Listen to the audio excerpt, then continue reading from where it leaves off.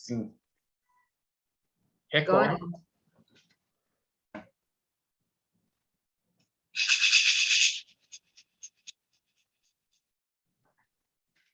Saudações ancestrais, bem-vindas, bem-vindos, bem-vindes ao nosso grupo de estudo em Memória e Teoria Indígena. Nós estamos hoje iniciando o nosso segundo ciclo de estudos e eu quero agradecer a confiança dos parentes, dos não indígenas que estão aqui nessa sala para estudar com a gente o livro Mundurucando II, sobre vivências, piolhos e afetos, do escritor Daniel Munduruku. Eu vou rapidamente assim falar a nossa metodologia, né? Assim como no primeiro ciclo, nós dividimos esse ciclo em 5 encontros. O livro anterior era mais denso, tinha mais capítulos, então a gente lia 2 capítulos por encontro, né?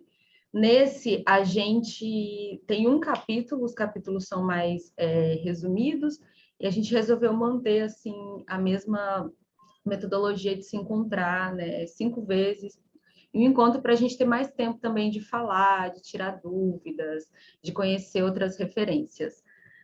Bom, cada encontro leva mais ou menos 2 horas. Às vezes a gente dá uma passadinha, então tenham paciência com a gente, tá?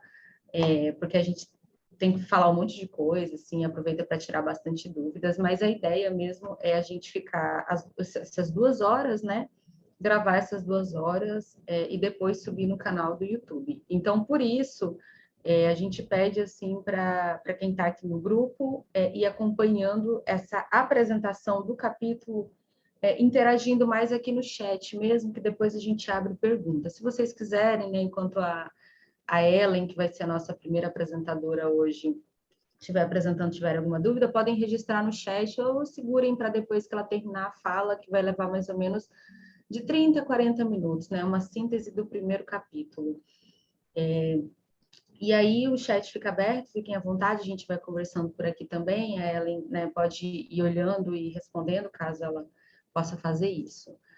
A ideia aqui desse segundo ciclo é continuar com os estudos do primeiro, né, aprendendo conceitos, linguagens, abordagens e tentando aprender cada vez mais e se aproximar das cosmovisões indígenas, das perspectivas, das formas que os povos indígenas dão sentido ao mundo e também às suas lutas políticas.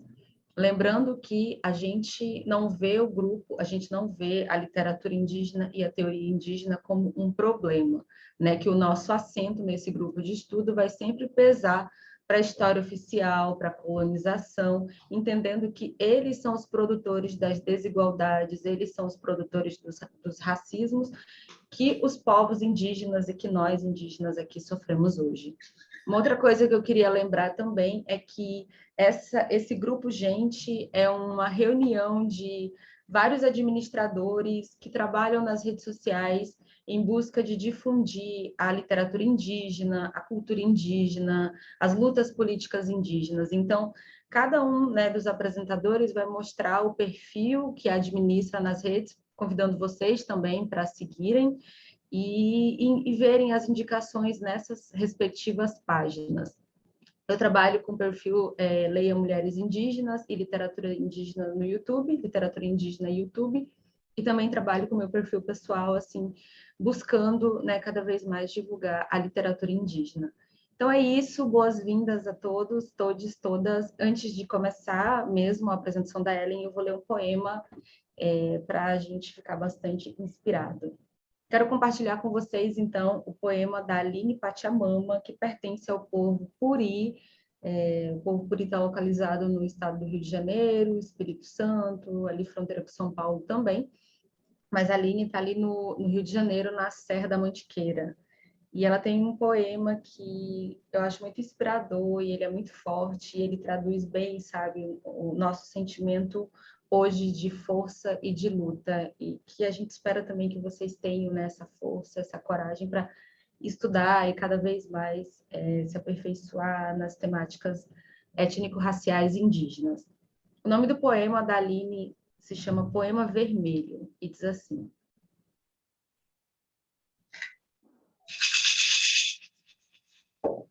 Poema Vermelho. E se esses tempos nos sufocam, também as árvores perdem as folhas e mudam a casca do tronco para voltarem mais resistentes naquela outra estação. Satê, nós não temos a opção de fragilidade. Somos o grão que germina força, e se marcam nossa pele com cicatrizes, as invasões, o genocídio e as constantes colonizações, nossa alma decide transformar a dor em energia, que seja a fúria, mas nunca a apatia. Que em meio aos furacões diários, igual esse que está acontecendo nesse exato momento aqui, né? Que em meio aos furacões diários, sabemos para onde olhar quando deles sairmos, firmes. Não tombamos de um lado para outro, escolhemos a direção e seguimos. E se somos tempestade, também somos a bonança e orquestramos a calmaria dos raios, trovões e ventanias, lutando, sonhando coletivo, vivendo. Sendo os animais que nos acolhem em força, cantando o som que a terra grita. Não temos os medos que o capitalismo engendra. Morrendo, somos encantados. Vivos, somos presente. Nos move a força dos ancestrais e a floresta que em nós habita sempre. E se esses tempos adversos nos sufocam, também as árvores perdem as folhas e trocam a casca do tronco para voltarem mais fortes na próxima estação. Como diz a oração Hope, né? Somos aqueles por quem esperamos, e nós esperamos que vocês estejam muito empenhados, parentes, não parentes aqui, para que a gente possa estudar coletivamente, nos fortalecermos coletivamente. Dito isso, eu quero chamar a Ellen Lima, que administra o perfil Literatura Indígena lá em Portugal, lá na terra dos inimigos, lá na terra dos colonizadores, lá na terra onde lá na terra do povo que fez toda essa ficção Brasil acontecer. E aí eu passo a palavra para Ellen. Ellen, se quiser complementar um pouco a tua formação antes de iniciar, e é isso. Qualquer dúvida, me chame aqui no chat. Obrigada, Ju. Boa tarde. Boa tarde. É porque aqui já é de noite. Aqui em Terra de Peró, onde eu estou nesse momento, né? E eu administro o perfil, como a Ju falou, Literatura Indígena Portugal. Eu sou indígena Vassucocal, que é um território localizado em Alagoas. Eu estou fazendo aqui o meu doutoramento. Eu sou mestre em História da Arte, mas eu estou fazendo o doutoramento em Literaturas, Artes e Cultura aqui na Universidade do Minho, em Portugal, e estou enfrentando também aí, olhando de frente essas questões justamente com essa galera aí que inventou essa ficção toda. E é isso que a gente vai falar um pouco também hoje, né? Bom, eu posso começar? Ju, você projeta? Ou Jairo? Julie vai projetar. Deixa eu mutar aqui.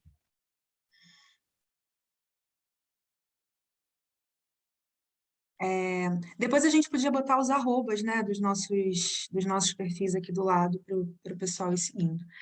Bom, a gente vai estudar hoje, então, começar com o Mundurucando, esse livro maravilhoso, e é muito legal, assim, porque o primeiro ciclo que a gente fez foi um ciclo, até como a Júlia falou, bastante denso, né, porque era um livro, assim, com uma teoria bastante um arcabouço assim, bastante forte, bastante... E esse livro, ele não deixa de ter informações tão preciosas e importantes, mas a linguagem é outra. Por isso que é tão bacana e fala dessa coisa da roda de conversa também com educadores, né? Porque é uma linguagem que é bastante importante da gente apreender e usar no nosso dia a dia. Realização, gente, literatura indígena contemporânea e apoio Icoaquara. Vamos seguir? Então, a gente vai falar um pouquinho do Daniel Munduruku, que é professor, escritor. Eu peguei essa descrição no próprio site dele, né? Na bio dele. Ele é professor, escritor, mestre, doutor em educação pela USP, pós-doutor em linguística, membro da Academia de Letras de Lorena, é autor de mais de 50 livros publicados no Brasil e no exterior. É diretor-presidente do Instituto UCA, Casa dos Saberes Ancestrais, já recebeu vários prêmios no Brasil e no mundo, como o Prêmio Jabuti, acho que até 2 vezes o Jabuti, né? Se não me engano. Então, 2 vezes. e teve vários livros com selos como altamente recomendados acho que Fundação Nacional do Livro Infantil e Juvenil, se não me engano. Muitos livros com esse selo. Então, estamos muito bem recomendados, estamos muito bem acompanhados essa tarde.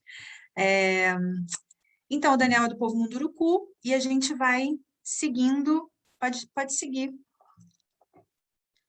Jairos.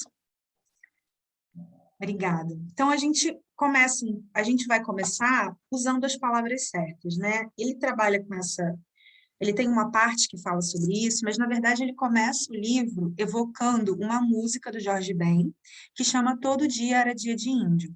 E aí ele traz um pouco ele diz assim, eu tenho até um pouco de emoção de pensar que esse projeto colonial brasileiro, ele oculta a presença dos povos indígenas na formação da identidade nacional e nos relega a um dia, né? E eu acho que é para além de um dia, assim, nos relega a uma efeméride, sabe? Assim, o dia da árvore, o dia do sei o quê, o dia do índio, sabe? E isso é muito, muito, muito problemático, assim. E isso é uma coisa que o Daniel a gente vai chegar lá, né, explicando principalmente essa questão do índio, que é muito importante, mas já para a gente já situar as nomenclaturas, nesse ano, a deputada federal Joênia Wapichana sugeriu instituir o Dia da Resistência dos Povos Indígenas no lugar do Dia do Índio, que faz muito mais sentido, porque, como a gente vai ver daqui a pouquinho, índio é um termo muito genérico e que não tem diretamente ligação com os povos originários, a não ser a ideia que foi inventada pelo colonizador, a ideia de índio, né, que é o que nós não somos. E aí o Daniel vai falar exatamente isso, que essa ideia, essa ficção, né, que foi criada, eles foram repetidas à exaustão, né, criaram estereótipos a nosso respeito. Então, ele vai relatar a experiência dele enquanto indígena, e principalmente com esse termo. E acho que muitos de nós aqui, que né, sempre, pelo menos, tem esse sentimento de... Meu pai sempre falou para mim, você é indígena, você é índio. Meu pai falava índio, você é índio. Eu falei, não sou, porque no livro está outra coisa, no livro de história, entende? É uma sensação... Eu passava o tempo inteiro, porque a forma que se relaciona, o que eu aprendia na escola que índio era a mesma coisa que o Daniel está colocando aqui, né? É uma alusão à preguiça, à selvageria, ao canibalismo. Se eu ouve falar de índio, você já associa direto a essas imagens, né? E aí, isso eu trouxe eu fiz um adendo aqui dentro da teoria do Daniel, que eu acho importante também a gente se encher de referência, né? Tem um teórico que é franco-tunísio, se não me engano, que é o Albert Memmi, que ele vai falar justamente que o colonizador, ele tem essas estratégias, que ele chama de estratégias de negação, como se nós não fôssemos suficientemente humanos e não tivéssemos uma humanidade capaz, ou enfim, de elaborar sistemas complexos, só eles, né? Então, assim, já nos subjugando. E a mitificação, que ele também vai tratar no retrato do colonizador, do colonizado pelo colonizador, é justamente esses estereótipos que o Daniel coloca aqui tanto, que é tão repetido, que a gente acaba entrando na cabeça da gente, tipo, tá, é um apelido horrível, mas você fica na cabeça, eu aprendi quando eu era criança que índio era preguiçoso, né? Tipo, com o pai dentro de casa o tempo inteiro, é um paradoxo mesmo, né? E eu acho que isso que é importante a gente frisar, que a gente vai chegar lá para frente, conversar mais sobre isso, retrato do colonizador, precedido pelo retrato do colonizador. Exato. Obrigada, Júlia. E aí, para começar essa discussão toda, eu queria só fundamentar uma coisa rapidinho. Se você puder passar um pouquinho para frente, Jairo, só um slide. A relatora, porque quando a Joênia Wapichana ela faz o pedido para mudar de Dia do Índio para Dia dos Povos Indígenas, a relatora da Comissão de Justiça, da Comissão de Cultura e Direitos Humanos, ela vai usar um trecho do livro que a gente está estudando para fazer esse embasamento. Ontem eu fui dar uma olhada no projeto de lei, e aí você já consegue ver que ela coloca aqui, ela argumenta, a relatora, ela faz justamente essa argumentação, que se referir aos povos indígenas é principalmente se referir ao indígena como indígena é justamente dar um passo na nossa capacidade de conviver com essas diferenças. Volto para cá. Mas, mas, enfim, o que eu quero é isso. O que ela quer dizer é que índio é uma palavra que não dá a dimensão do que é ou do que são os povos indígenas brasileiros, né? Então, tanto que o Daniel fala, índio é um elemento da tabela periódica, índio é, né? Eu sou Munduruku, né? Eu sou Macuxi, Sucocal, Puri, enfim, é isso, porque índio é uma palavra, é uma invenção, e há também, isso é importante, tem uma linha, né, historiográfica, até de um historiador colombiano, que ele vai dizer assim, na verdade, o índio quando o Cristóvão Colombo vem navegando para cá, né, em direção a que eles querem encontrar as Índias, mas na verdade ele dá de cara com os habitantes lá das Bahamas, né? E ele escreve a carta para o rei da Espanha dizendo que esses índios, porque ele imaginava que ele estava na Índia. Então, tá tudo errado. Índio, tá tudo errado, sabe? É uma confusão de é um termo equivocado de outro e que não diz o que a gente é. Isso é muito importante. Aí o Jairo vai fazer uma leitura que eu acho que é importante, né, Jairo? Eu acho que é importante a gente se situar, porque é uma coisa que todos nós aqui, a gente precisou fazer, que é esse caminho da volta, de olhar e entender o que a gente quer da gente, o que eles querem da gente, o que se quer de nós enquanto indígenas. Pode ir lá? Ok. Obrigada, Jaira. Pensei que você diria, pode ir lá, Mano Guto. Tem esse Vai, Mano costume, Boto. né?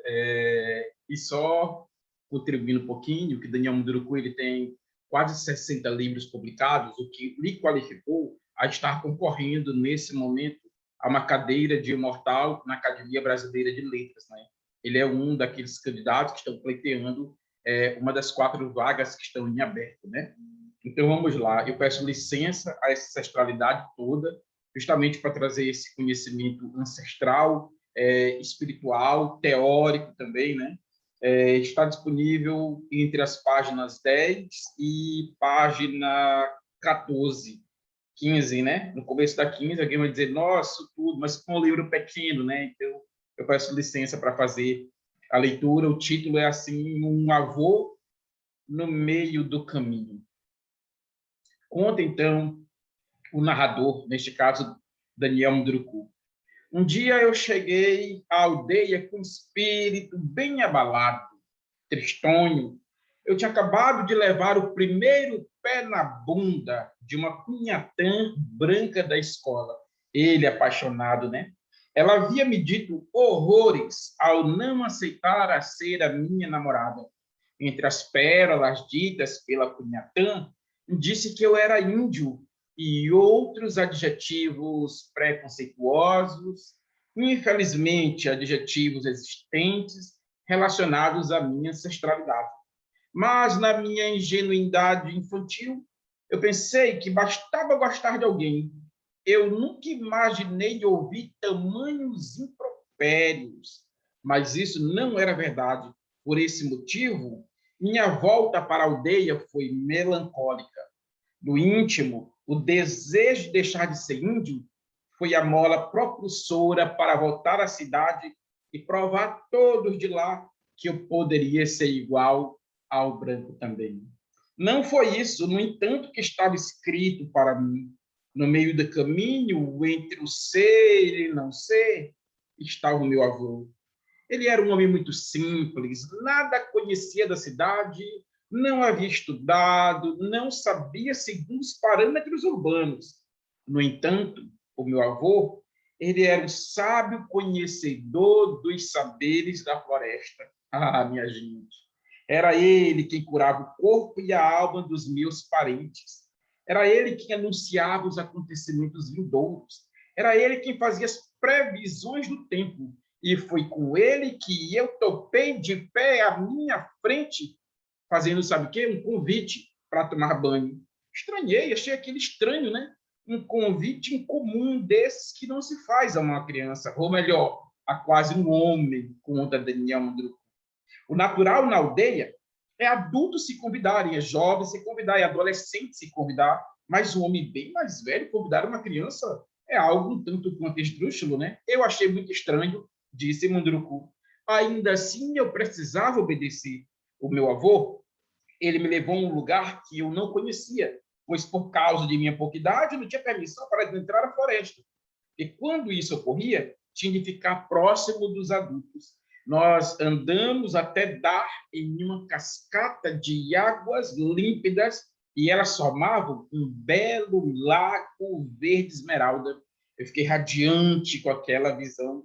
Eu achei, né, que seria um banho maravilhoso. E vovô, no entanto, ele olhou para mim e, sem cerimônia, ele disse: Daniel, meu neto, sente-se naquele tronco de árvore caído ali no alto.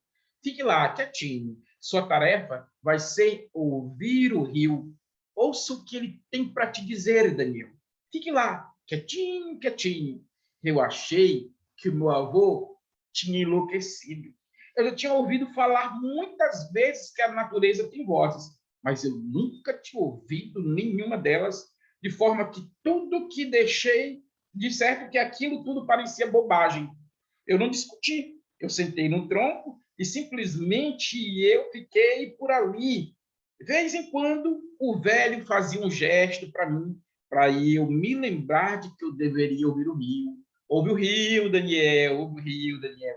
Sabe de uma coisa, meus caros? O rio, ele não falou. Eu confesso que eu até me esforcei para escutar o tal rio, mas ele não pronunciou sequer nenhuma palavra a Ellen. Tampouco deu um sinal de que me fizesse ter a mínima convicção de que tinha falado comigo, Adriana. Meu avô, no entanto, ele insistia para que eu me concentrasse. E o rio?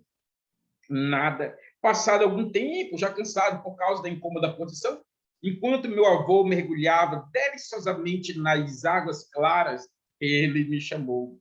Diga, meu neto, o que as águas do rio falaram para você?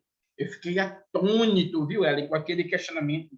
Eu tentei disfarçar, dizendo que não havia entendido a pergunta. Ele repetiu com toda a paciência: meu neto, o que o rio falou para você? Ele não falou nada, vovô. Eu falei isso e fiquei no meu canto aguardando a bronca, mas não veio essa bronca. Eu ouvi apenas uma voz doce sussurrando.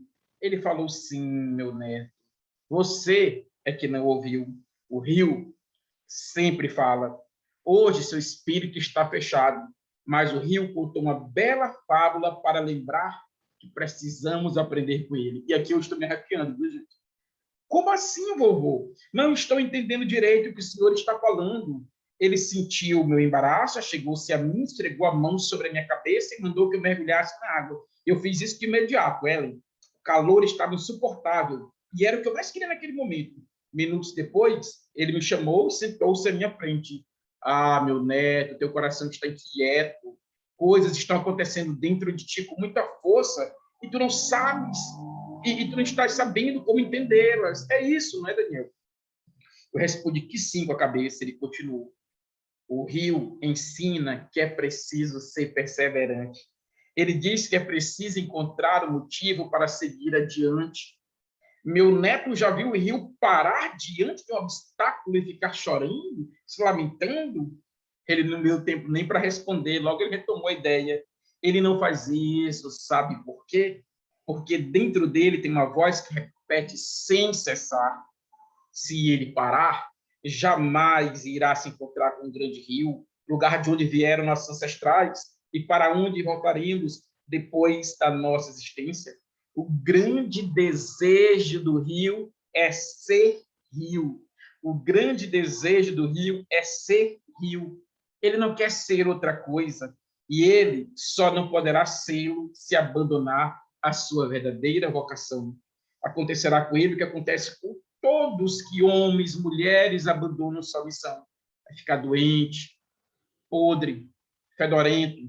A água parada cria lodo e a vida vai embora. Ninguém quer tomar banho em rio com água parada, pois sabe que ali não há alegria. Ali estará um ser que desistiu.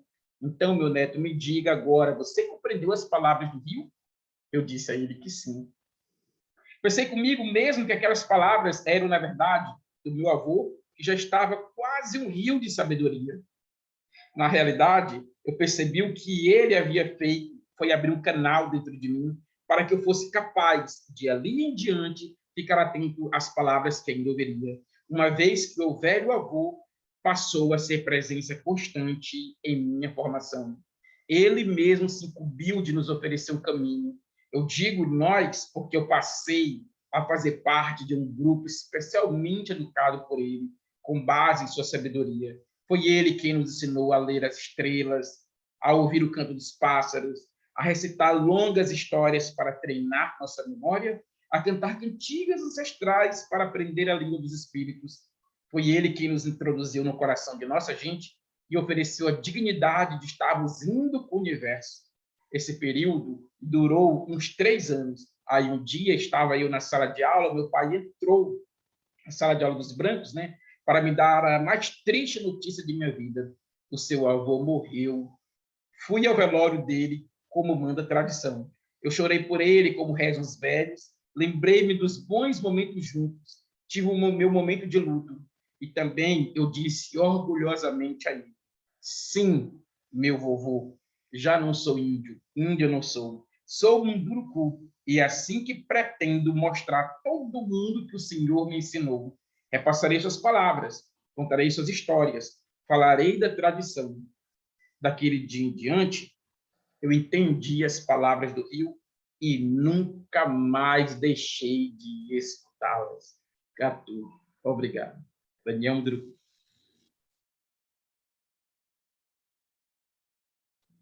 Que leitura maravilhosa, Jairo. Haja Veté, que delícia, né? Deu até um quentinho. Então, a leitura desse conto, assim, a intenção, primeiro foi despertar essa sensibilização que eu acho que todo mundo que está aqui, né, os perfis, principalmente os parentes, mesmo que não estejam também administrando, os parentes que vieram estudar, é esse desejo de rio de ser rio, né? Esse desejo da gente ser o que a gente é de verdade. E quando o Daniel entende, é muito doce, é isso mesmo, Diego. E quando o Daniel entende pelas palavras do avô dele, ele percebe que ele não é índio, porque ele tinha problemas de ser índio. Eu também tinha. Acho que muitos de vocês aqui, né? Eu tinha, sei lá, problema de ser índio. Ele tinha, porque ele não é índio, ele é munduruku. E ele vai falar que a gente precisa aprender a usar as palavras certas, e esse é o nosso próximo tópico. Pode passar para a gente. Jair, por favor. É tu que está passando, amigo? Júlio, mulher, passa, minha filha. Mano Boto. É Júlio. Obrigada. Então, a gente vai começar usando as palavras certas, mas eu estou sempre trazendo a fala do Daniel para a gente pensar a respeito disso. E ele fala uma coisa no livro que é muito poderosa, que ele diz que as palavras têm um poder enorme de moldar a mente das pessoas. Elas servem para alcançar, elevar, dignificar, mas em contrapartida elas também detonam, denigrem, humilham e desqualificam as pessoas, os povos, os grupos, as civilizações. Esse é o duplo que elas têm. Felizmente, porém, as palavras têm como intermediária a consciência humana. Digo felizmente porque a consciência pode ser educada, transformada, e é possível utilizar o aprendido para transformar as relações humanas por meio da escolha correta das palavras.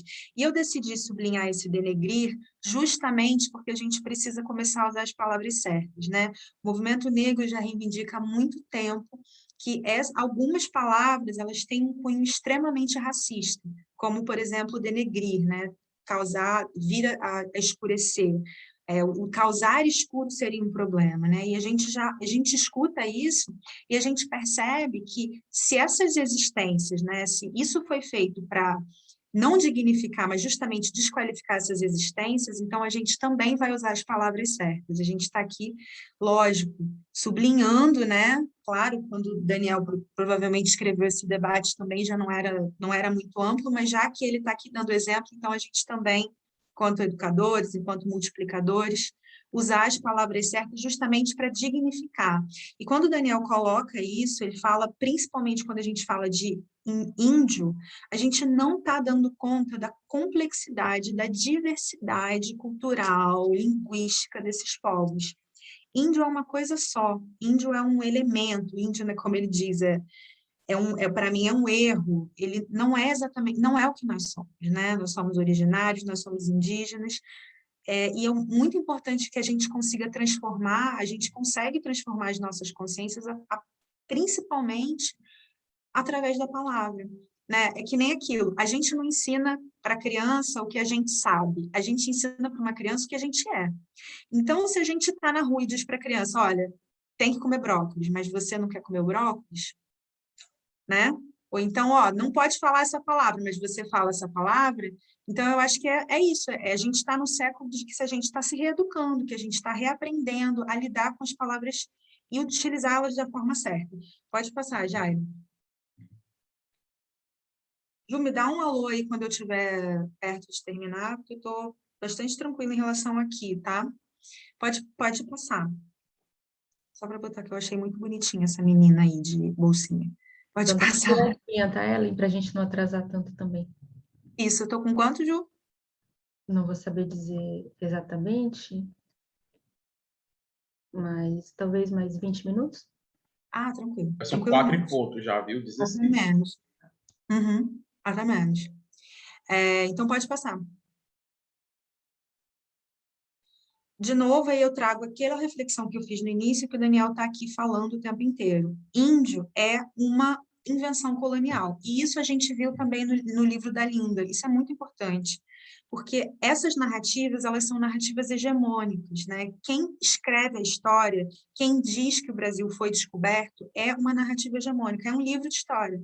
É um teórico branco que tem, o europeu, né, provavelmente, que tem esse lugar da hegemonia muito estruturado na sua cabeça. Então, índio, como a gente viu, é uma invenção, descobrimento é uma invenção, né? Você não descobre uma terra que já está habitada, na verdade a intenção era muito clara, era invasão, era saqueio, enfim. E isso também é importante que a gente comece a renomear.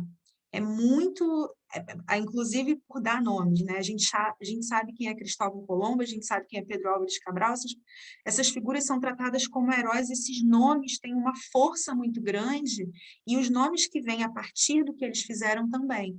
Mas todos esses nomes são, todas essas, índio, descobrimento, tudo isso é uma invenção que eles fizeram a respeito. Eu anotei uma coisa da Linda, e eu até publiquei, mas eu vou dividir com vocês, porque também tem uma força muito grande. Que ela diz assim, os mapa mundi reforçam o nosso lugar na periferia do mundo. Isso inclui que temos que aprender novos nomes para as nossas próprias terras. Eles nomeiam, eles renomeiam, eles inventam, eles dão nomes àquilo que já é nosso.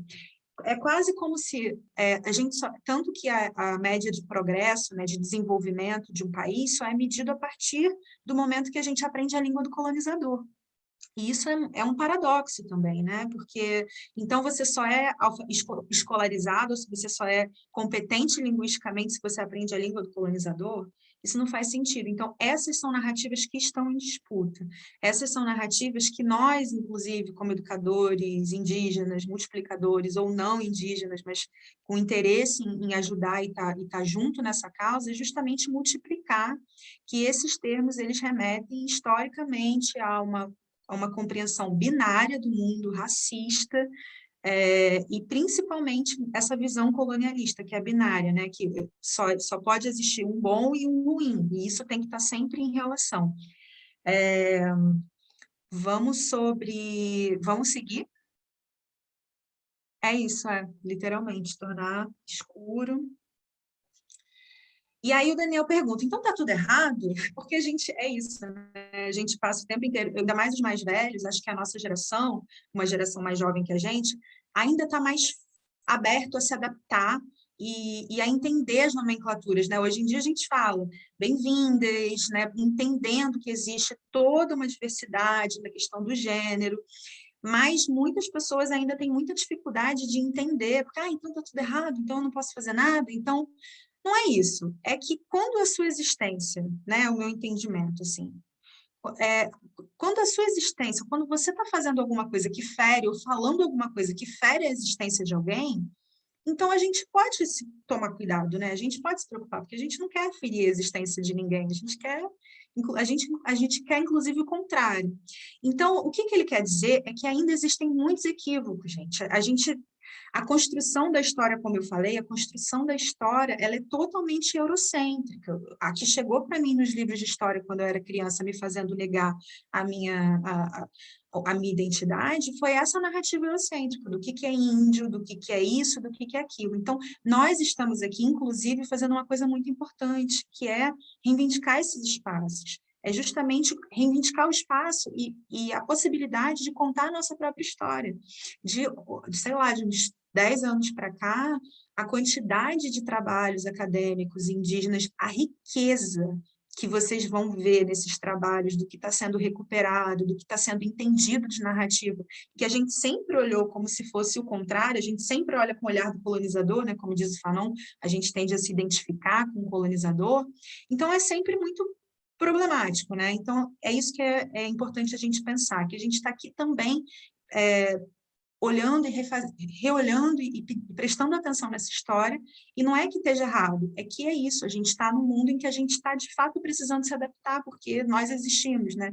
Nesse mundo anterior e tudo, a gente nem a humanidade garantida tinha, né? Então, e o Daniel, ele vai fazer alguns argumentos aqui, falando um pouco que eu achei bastante interessante sobre a história não seguir o mesmo percurso da história ocidental, né? A história ocidental, ela tem uma sequência de fatos e acontecimentos, é uma linha do tempo que tem o seu valor para entender e para concatenar essas questões históricas, mas ela tem uma divisão que ajuda a gente a entender esses acontecimentos. Ele diz, já na visão indígena, existe uma outra lógica, né? Que ele vou fazer essa partezinha. Já a visão indígena é mais envolvente, pois acredita que os fatos e acontecimentos estão integrados por um conjunto de valores que unem o tempo. Isso significa que trazem presente e passado em um único movimento. Não há presente sem passado e não há passado se não houver presente. Em outras palavras, o presente é a atualização do passado e o passado é o sentido do presente. É o modo ancestral de ver os acontecimentos que regem a vida. Também é uma epistemologia, também é um jeito de perceber o tempo. Temporalidade também, é uma forma de ver, né? De novo, por exemplo, em algumas línguas indígenas, do Tupi, que é a língua que eu estudo, não existe o ontem, não existe o amanhã, o que existe é hoje, enquanto tempo verbal, né? Então, esse compromisso com essa história de um lugar, né, enfim, de um lugar mais integrativo, né, desse olhar mais integrativo é muito importante. Pode seguir, Jaime. Ou Ju, desculpa. E aí ele fala sobre a sua tribo, que também é uma outra nomenclatura que a gente também está disputando, porque o termo tribo também é uma forma colonialista de se referir e de inferiorizar a cultura, né? É o termo que, como índio, reduz a cultura do povo a apenas uma manifestação cultural, segundo o Daniel aqui.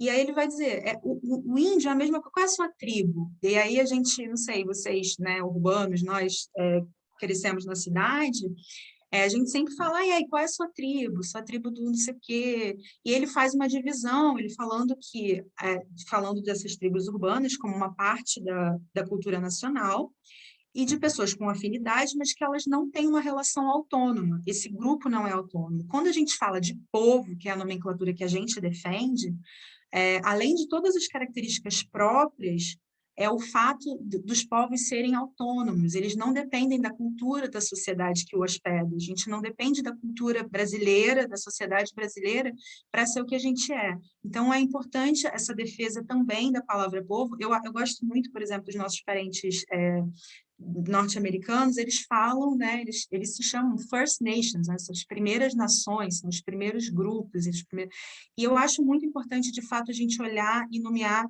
com atenção, não somos uma tribo, eu não tenho uma tribo, eu tenho um povo, né, eu não sou índia, eu sou indígena, não é uma aldeia, é um território, então vamos trazer essas palavras para o nosso vocabulário eu botei o certo e escrevi o errado aí. Cada povo traz consigo uma marca que os localiza no tempo e no espaço e lhes dá a capacidade de andar autonomamente por esse mundo, como tem sido desde o princípio. Pode passar. Muitos povos, 1000 línguas é o último tópico, e, né, como é que a gente já entendeu que esses termos estão em disputa, e eles estão em disputa justamente para, de fato, dignificar e dar o tamanho da complexidade que os nossos povos têm. E aí ele vai falar que são 247 línguas e dialetos indígenas no Brasil hoje, sendo que essas 247 línguas, 190 línguas estão em risco de extinção. Isso, pelo mapa da Unesco, que eu vou mostrar para vocês, é desesperador, mas acho que vale a pena olhar, e depois eu vou deixar o link aqui, e eu vou comentar mais sobre isso. Mas em 2019, a Unesco fez o Ano Internacional das Línguas Indígenas, reconhecendo que, de fato, a gente, das 6.000 línguas faladas pelo mundo, pelo menos 43% delas vão desaparecer até a próxima década. É quase como não existe outra possibilidade. Então, baseado nisso, a Unesco acaba de... Na verdade, eles ainda estão planejando, está lá no site deles, inclusive, quem quiser participar está junto, né? Eles estão fazendo uma coisa meio coletiva. De 2022 a 2032 vai ser a década das línguas indígenas da Unesco. E é muito importante pensar, porque a língua é também um dado cultural muito importante do povo. E se a gente for pensar em Covid, né, que os nossos anciões são eles que têm, né, a fluência na língua, são eles que ensinam. E esse projeto genocida do nosso país simplesmente levou muito dos nossos vasos sagrados, do que a gente... enfim, daqui a pouco eu já vou mostrar o mapa para vocês. Aí ele fala sobre os processos de adaptação aos povos que tiveram que se misturar. Eu coloquei entre aspas também, porque o Daniel está falando aqui dos povos indígenas do Nordeste, que é um outro assunto para um outro pôr do sol, mas é muito importante dizer isso, porque a ideia de índio misturado, né, que é uma etimologia que se usava para falar dos indígenas do Nordeste brasileiro na década de 80, 90, era justamente porque 521 anos de contato, esses povos indígenas precisavam se misturar de fato com a população e esconder suas crenças, mas nunca deixaram de ser quem eram. Por isso que o processo quando ele vai falar esse processo de adaptação ao se misturar, eu também estou colocando entre aspas aqui, porque eu também estou fazendo um reclame em relação a esse termo, né? Eu acho que não é uma questão de se misturar, é de novo a questão da violência colonial que expulsou esses povos, que tirou o direito de ser o que eram, né?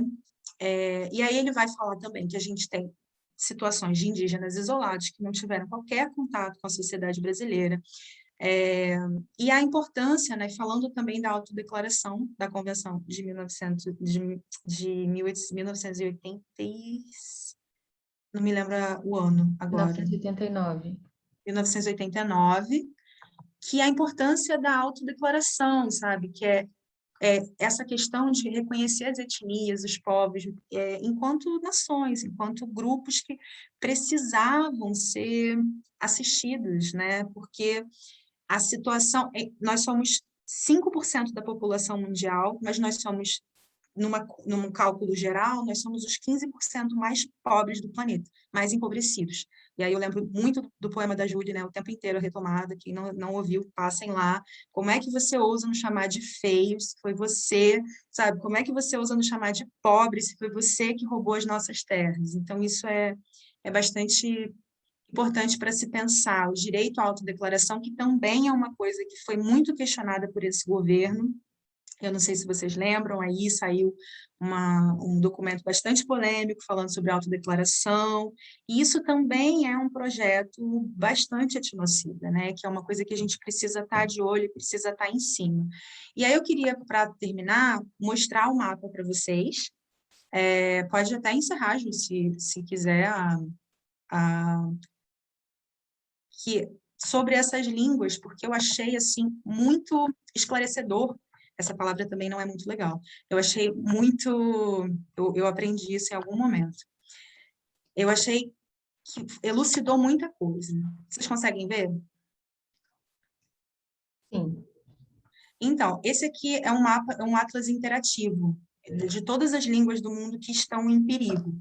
né? Então, eles têm uma classificação assim de definitivamente em perigo, vulnerável, definitivamente em perigo, gravemente ameaçada e em perigo crítico, né? Ou extintas. Aí, se a gente for olhar aqui no Brasil, porque os povos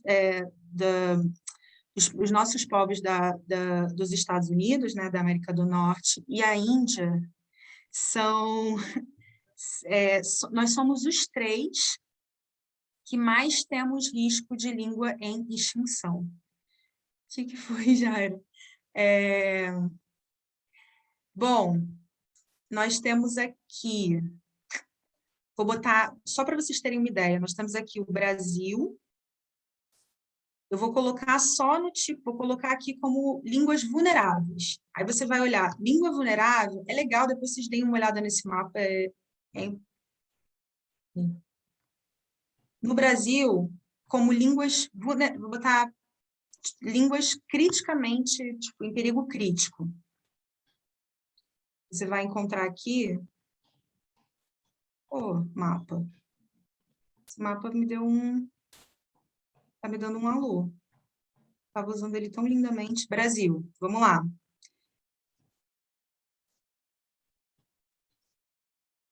Não sei por que não está funcionando, mas eu vou botar o link para vocês aqui, para vocês darem uma olhada. É muito interessante ver no nosso território, assim, aqui, Abya-Yala, dá uma olhada aqui, o número de línguas que estão em extinção. E por isso que a Unesco vai trabalhar com essa década dos povos, das línguas indígenas, porque de fato é importante, é um dado cultural, né? Isso é muito importante, 40% da população mundial não tem acesso à educação, à escolarização na sua língua. Por isso que as línguas morrem. Isso é mais um efeito do colonialismo, né? É mais um efeito da colonialidade. Você vai chegar, você vai aprender português, porque não tem professor da sua língua, né, do seu povo. Então, por isso que a gente está olhando com bastante, a Unesco está olhando com bastante atenção, e eu acho que é uma coisa que a gente pode olhar bastante também. E lá vamos nós. Vou encerrar aqui e a gente continua para não ficar... já consegui botar, mas enfim. Línguas vulneráveis, tá vendo? Isso é só o que estão em vulnerabilidade. Você consegue olhar aqui no Brasil. Se você for colocar línguas extintas, é assustador, assim, o número, tipo, de línguas que já foram extintas esse ano. A cada 2 semanas, uma língua é extinta no mundo. E nós temos essa maioria. Então, isso também é um dado a se prestar atenção. Eu vou deixar isso aqui, junto com algum outro material, e prestando atenção a sempre esse lugar de nomenclatura, que esse primeiro capítulo vai falar muito bem, da gente prestar atenção no que a gente está falando, para a gente entender a complexidade. A gente coloca aqui, são 275 línguas, não é índio, não pode ser. Índio não teria 275 línguas. Então, eu vou encerrar aqui, e aí a gente pode abrir para discussões, conversar, trazer... Pronto. Está aberto aqui. Copia o link aqui no chat. Vou botar agora. Depois... Vou botar agora. No livro da Márcia Cambeba, ela traz um dado, né, do pesquisador, acho que Tupiniquim, eu esqueci o nome dele, tenho que lembrar o primeiro nome dele. Esqueci o nome do pesquisador, gente, que horrível. Mas ele fala, assim, que conforme a estimativa da Unesco, para uma língua não sofrer o risco de extinção, né, até o Diego colocou o problema do termo extinção aqui, não desaparecer, precisaria ter pelo menos 2 milhões de falantes, o que daria uma certa segurança para uma língua. No Brasil, não tem só isso, tá? Mas é estimado ter 890 mil pessoas. Claro que a gente sabe que tem mais por conta mesmo desse apagamento, né? Da ideologia da mestiçagem, dessas políticas de apagamento de negros e indígenas no Brasil. Mas, ainda, segundo esses dados, então, os dados oficiais, ainda se todos os indígenas do Brasil falassem só o Guarani, digamos, ou as línguas gerais, né? ainda assim, ou qualquer outra língua indígena? Ingatu. Ingatu é a língua geral da Amazônia. Essa língua ainda não, né, não estaria fora dessa lista. Então, a revitalização das línguas é urgente. A gente tem um projeto de lei em curso aí que tenta cooficializar as línguas indígenas nos estados brasileiros, mas ainda está em curso, não tem nada oficial. Mas é isso, gente, está aberto a perguntas. Quem quiser fazer um comentário, quem tiver alguma dúvida em relação a isso, a relação aos termos, a relação à autodeclaração, fiquem super à vontade, tá?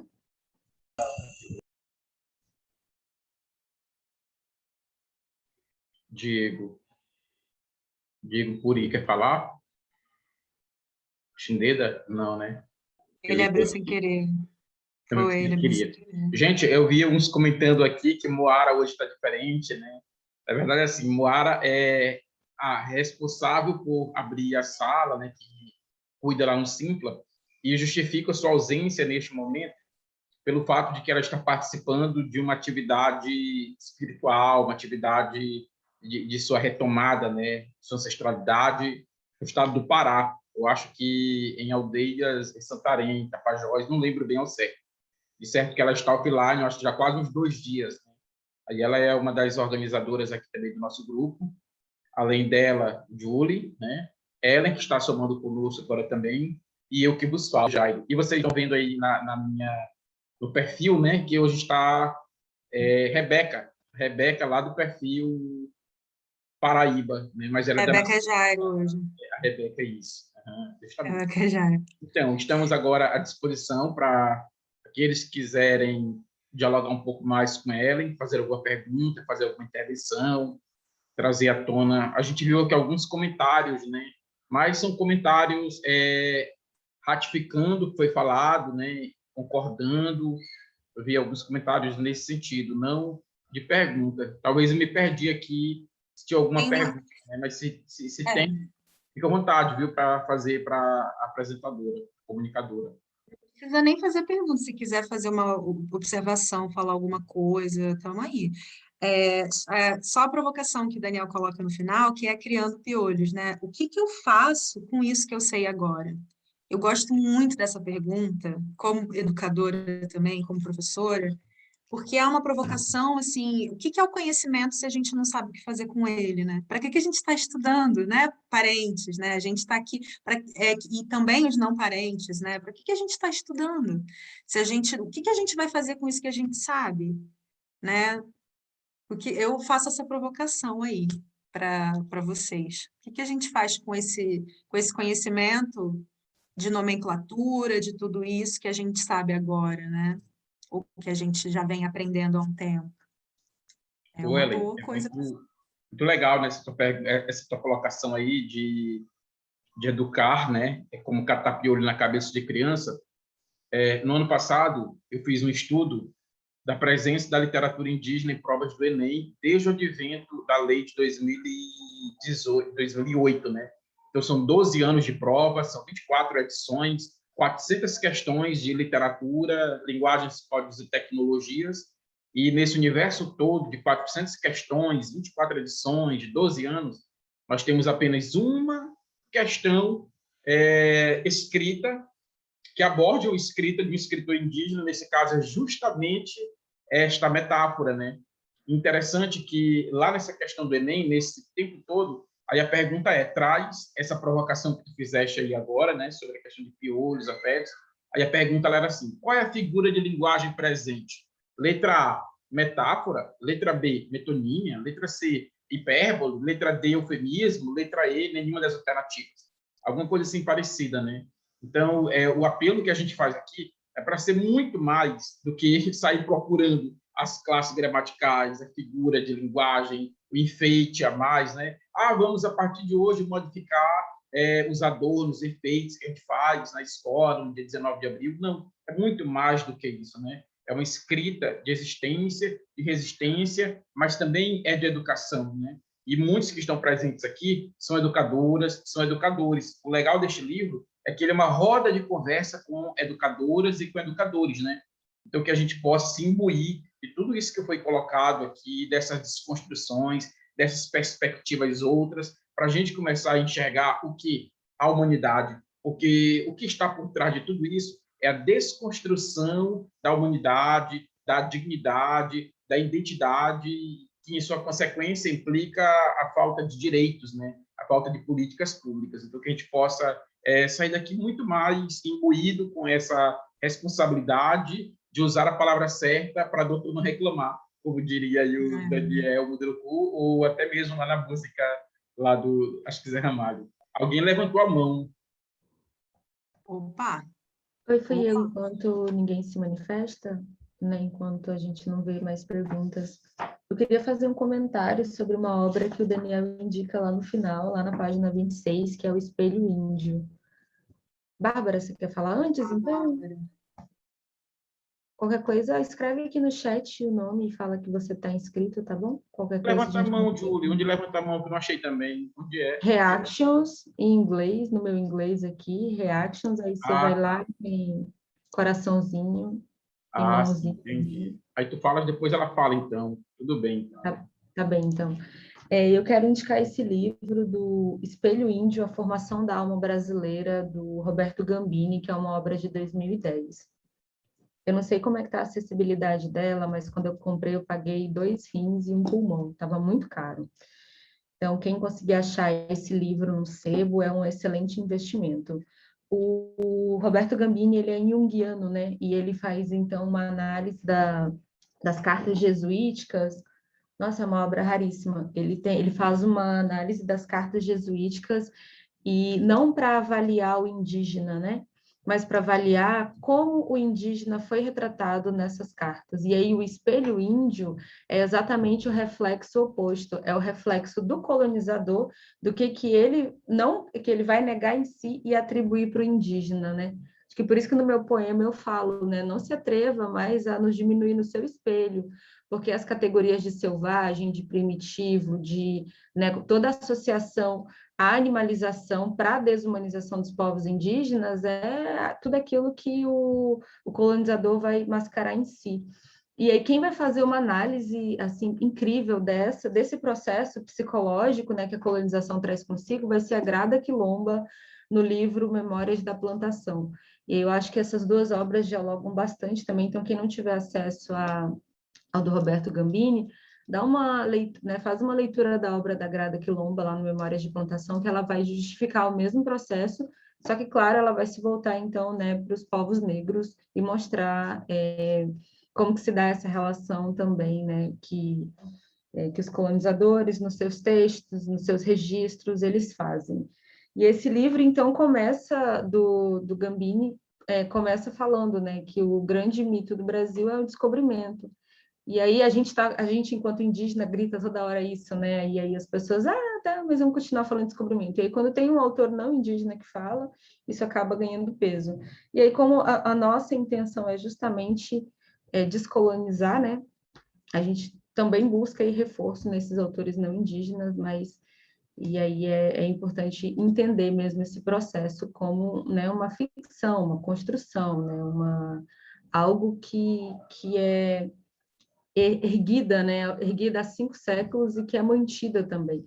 E aí, essa obra o Daniel indica bastante também, exatamente por mostrar esse processo de violência das cartas jesuíticas e para a gente também ir gradativamente conduzindo o nosso olhar, fofinho, está roncando aqui na minha perna, conduzir o nosso olhar para entender que esses processos jesuíticos, né, eles não são processos pacíficos, eles são, e a gente tem que associar diretamente a isso, escravização.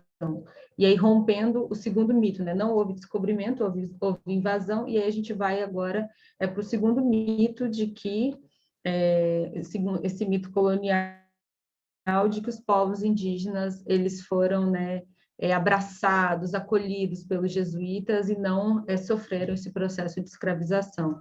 Aldeias eram, né, processos de escravização, assassinato, genocídio, engendrados, né, por essas ordens religiosas aqui no Brasil.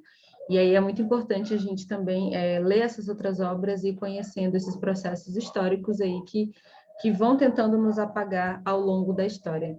Uma coisa, e aí a segunda coisa que eu queria falar era que por que a gente contesta dado oficial do IBGE, e a gente espera que o próximo censo seja mais justo com a gente, porque muitos de nós aqui somos indígenas, né, e não aparecemos nesse censo de 2010.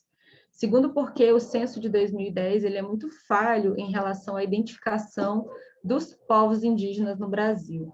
Então, para as políticas, e prestem atenção nisso aqui também, para as políticas de direito dos povos indígenas, indígena é aquele que está no território ou que está diretamente associado ao território, né? E essa é a política. Qualquer povo que esteja fora do território, mesmo que esteja assim em áreas urbanas, em contexto não demarcado, eles não são considerados indígenas para as políticas públicas. Um exemplo disso é que nessa campanha de vacinação, e aí Flávia, que é médica, pode falar isso, nessas campanhas de vacinação não entrou na lista de prioridade as comunidades que não estavam demarcadas, porque não eram consideradas pelo Estado como legítimos indígenas, porque não estavam ali naquela comunidade reconhecida pelo Estado. E se a gente lembrar que o Estado, ao longo dos séculos, fez desaparecer, né, esses grupos étnicos, esses povos, como se eles não fossem mais legítimos indígenas, a gente entende um pouco mais essa violência.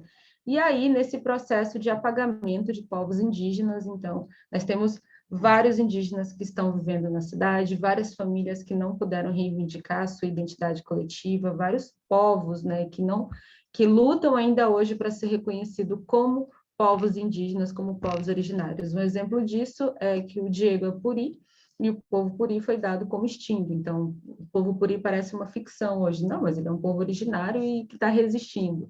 Aqui em Rondônia, o povo Mura foi dado como extinto no século XIX, né? E as famílias, as que são indígenas, elas não são reconhecidas e elas não entram nessas políticas públicas do Estado hoje. O marco temporal quer fazer isso com o restante dos povos que ainda reconhece, né? Ele gradativamente quer tirar esses territórios, quer tirar o direito legítimo à identidade indígena, porque o indígena ele tem o direito originário. Então, é muito importante que nós, indígenas que estamos aqui estudando, entendamos esse processo também, para que a gente não caia na armadilha de que o povo indígena é só aquele povo que está ali, né, dentro do território reconhecido pelo Estado, mas pelo contrário, que se daqui a, digamos, se o marco temporal for aprovado, daqui a pouco esse povo vai deixar de ser reconhecido, e todos esses indígenas não serão mais indígenas tão legítimos, né, como quer o Estado. E aí, para a gente se fortalecer mesmo, acolher os parentes que estão em retomada, fortalecer a nossa luta e lutar exatamente contra essas políticas que querem acabar com os povos indígenas no Brasil. A gente está vivendo isso hoje, o que a gente tem não está seguro, assim como os direitos no Brasil como um todo, né? E a gente precisa cada vez mais galgar apoio e difundir essas questões nas redes. Isso, muito bem, Júlia, isso mesmo. Imagina a desgraça, né? Que será se for aprovado. Eu convido agora para fazer uma consideração. Não, antes da Rebeca, já tinha a Bárbara. A Cariri, viu? A Bárbara lá do Ceará. Rebeca também é do Ceará, vamos ouvir as parentes cearenses, né? Mas agora pela Bárbara, tá? Luiz Rebeca. Oi, gente, boa tarde. Então, primeiro falar para vocês que não sei qual foi a sensação que vocês tiveram ao começar a ler esse livro, mas a sensação que eu tive foi que eu estava conversando com alguém ou que eu estava de butuca na conversa de alguém muito próximo a mim, assim. Então, foi um presente muito grandioso, assim, fazer essa leitura. E até anotei aqui, né, que é uma escrita, né? Uma escrita cheia de movimento. Parece que ele vai abrindo várias janelas, vários caminhos que não te deixa dar preguiça em nenhum instante. É tanto que esse livro está sendo, né, nesses dias um livro que eu faço questão de esperar aquele momento que eu vou ler, como quando você está vendo uma série, assim, uma sensação muito semelhante, porque é uma escrita de movimento, realmente, essa sensação que me provocou. E eu não sei quem está agora aqui em produção de escrita, enfim, dessas questões de monografia, dissertação ou tese, mas quem tiver ou quem souber de alguém que está, eu indico esse livro como um livro, além de todo o discurso que o livro traz, mas para pensar também a estrutura que ele propõe enquanto autor, enquanto escritor, né? Muito bacana. Eu gostaria de ter lido e ter conhecido esse livro quando eu estava na graduação, que, enfim. E esse lugar da conversa, né? Como podemos teorizar como quem está conversando, né? E ainda assim não perder a potência.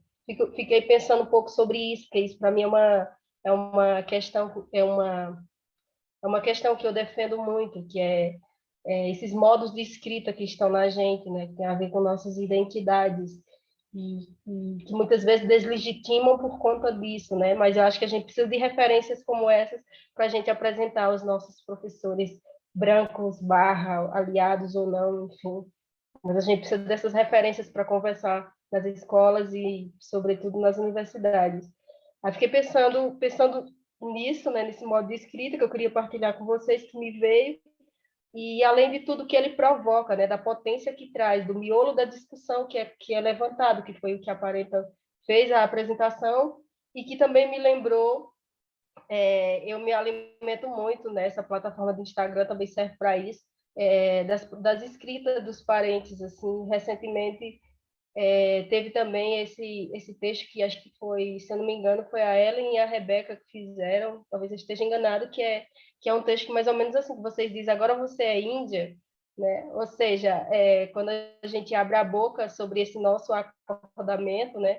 É incrível como as pessoas se importam com isso, né? Parece que a gente é uma planta que começa a crescer e aí incomoda o espaço das outras pessoas. E aí fiquei lembrando o tempo inteiro na escrita dele sobre esse texto de vocês e também sobre um conto que eu fiz, até partilhei hoje com o Jairo, quando eu fiz uma situação que eu vivi na escola que era aqueles típicos questionários, formulário de escola pública de ensino fundamental para você dizer se você é branco, pardo ou negro, né? Sempre essas três opções, e aí eu questionava para colocar indígena, e aí teve toda uma repercussão na escola, porque justamente por conta disso, né? Porque a gente não vivia pelado na mata e por conta de todos os racismos que tem por detrás. Então, eu fiquei lembrando um pouco sobre isso, assim, sobre esses lugares de apagamento que a gente vive e quando a gente começa a acordar, né? Esse lugar do exercício de falar sobre é um lugar de cura para a gente, mas também de acionamento no outro, né? E eu fico muito feliz que aqui é um campo de professores, de pessoas que estão em diálogo, né, em contato com outros, né? E a gente falar sobre os povos indígenas vivos, né? Sobretudo vivos de Brasil, é urgente, assim. Eu acho que ele aciona e provoca essa continuidade desse argumento sobre a nossa existência. Fiquei refletindo muito sobre esses lugares. E é isso. E obrigada. Vai, Rebeca. Ô, Rebeca, só antes de Rebeca tomar a palavra, eu queria ouvir se a comunicadora Ellen, se ela tinha algo a complementar, algo a falar em relação à intervenção aí da parenta Bárbara Cariri. Senão, a gente logo te passa a palavra para a Rebeca. A gente fecha no final, tá tão gostoso de ouvir. Ah, então tá. Então tá bom, Rebeca, por favor. Rebeca, quem está... É o Jairo ou é a Rebeca? Eu não estou reconhecendo essa pessoa aí, por favor. Eu sou a tua cara, Jairo. Olha, cagado e cuspido. Ei, gente, boa tarde, né? E um prazer estar aqui ouvindo vocês. De fato, esses momentos de partilha são muito gostosos. Foi uma delícia também ter terminado de ouvir agora a Babi. Algumas coisas que ela falou, eu não era o que eu ia trazer, mas eu estava sentindo muito forte, principalmente quando eu dei uma relida nesse capítulo hoje, antes da apresentação, e fiquei pensando sobre isso, assim, como a gente se identifica, né, com essa, enfim, como essas narrativas, assim, eu fico pensando, meu Deus, como é a gente, como é eu criança, minha relação com o rio, com a árvore, enfim, com o céu, com esses seres, e é um nível de identidade, assim, que abraça muito a gente, né, e faz a gente pensar muita coisa.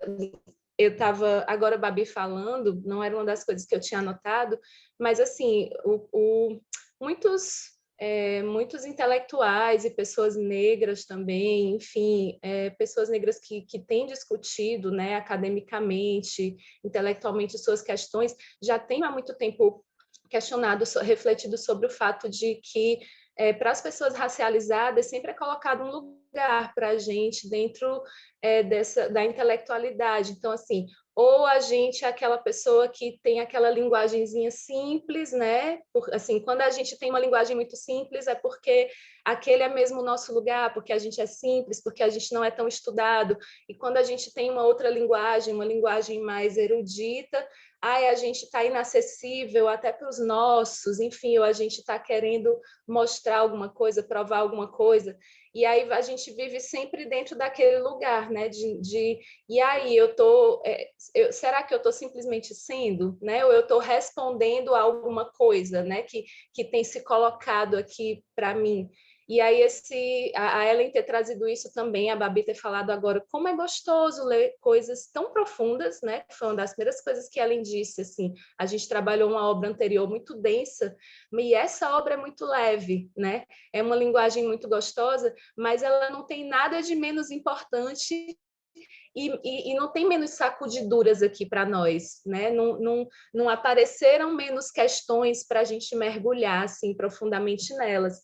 E tem muitas formas da gente dizer as coisas e essa nossa criatividade ancestral, a gente vai lá e diz, né? De muitas formas diferentes e todas elas são importantes, né? E são necessárias e nos tocam em lugares distintos. Mas o que eu ia falar rapidinho, trazer aqui, era um ponto que foi o que Ellen provocou também no final, né? E aí, para os educadores que estão presentes, a importância de fato da gente olhar para esses termos que estão colocados aqui, né? Para esse chamado que o Daniel faz, de fato, porque os termos eles representam narrativas, né? E essas narrativas, elas contam a nossa história. E aí, a partir do momento que a gente continua usando os mesmos termos, a gente segue reforçando essas mesmas narrativas. Eu recentemente viajei para a Bahia e fiquei pensando muito nisso, assim, porque eu estava no sul da Bahia, e aí, a cara de Jairo, dizendo, nem vem aqui, né?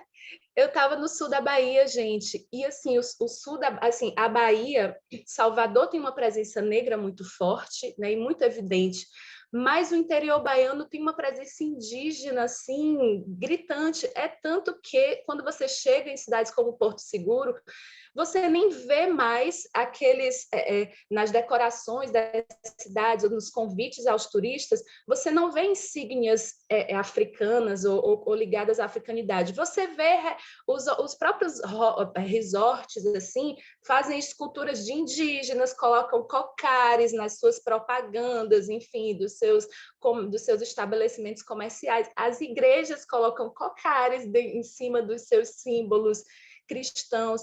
Então, assim, existe uma presença indígena muito forte, né, aqui nesse estado, e uma presença que coexiste com essa louvação ao descobrimento, né? Que é a costa do descobrimento, e aí você tem toda aquela, enfim, todos os monumentos e as caravelas aqui lá em Porto Seguro, né? Falando do descobrimento. E eu fiquei assim tão inquieta pensando, mas gente, no nosso território, um território pataxó ali, né? Em pleno território pataxó, você tem monumentos e monumentos levantados, né? Erguidos com o descobrimento. É como aquela imagem do Borba Gato, né? Aquela estátua do Borba Gato ali no coração de São Paulo, lembrando para todos os povos explorados, né, e nativos daquele lugar, essa narrativa que a gente continua engolindo, né? Assim, ou seja, é a narrativa que ainda se faz hegemônica. E é muito importante, fiquei muito nessa visita, né, desde essa visita e agora lendo de novo o livro do Daniel, refletindo sobre isso, assim, a gente precisa tirar essas palavras da nossa vida, sabe? A partir de hoje, sair daqui hoje todo mundo, assim, ninguém fala mais descobrimento, não existe mais essa palavra, sabe? Não existe mais índio, né? Não tem mais, e a gente entender que isso é muito importante, sim, né? E que esses termos, eles impactam muito, né, sobre as nossas histórias. Por fim, eu juro, para finalizar, tem um livro muito interessante que eu estou lendo, terminando, porque eu leio 10 livros ao mesmo tempo, e aí é um livro que é um jornalista branco, até bem humorado, enfim, tem um pezinho na arqueologia, na antropologia, acompanhou estudos científicos nessa área, e ele escreveu um livro que é O Brasil Antes de Cabral, o nome do livro é 1499, acho que já tem gente aqui que conhece.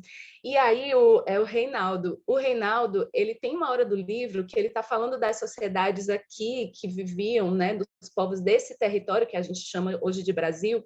Gente, na época pré-cabralina, tipo assim, na véspera da invasão do Brasil, tinha cidades aqui com a mesma quantidade de habitantes das cidades europeias, entendeu? Uma Lisboa da vida, a gente tinha comunidades amazônicas que poderiam, numa estrutura interligada entre si, com toda uma rede, né, de conexões, enfim, de serviços e de comércios e ligações, equivalente a uma Lisboa que estava prestes a invadir o Brasil, né? Então, assim, a gente tinha sociedades aqui gigantes, complexas, né, que conseguiam forjar aqui meios de se organizar e se sustentar, porque não é fácil, né, manter com uma tecnologia daquela época, enfim, grupos de 5.000 pessoas, né?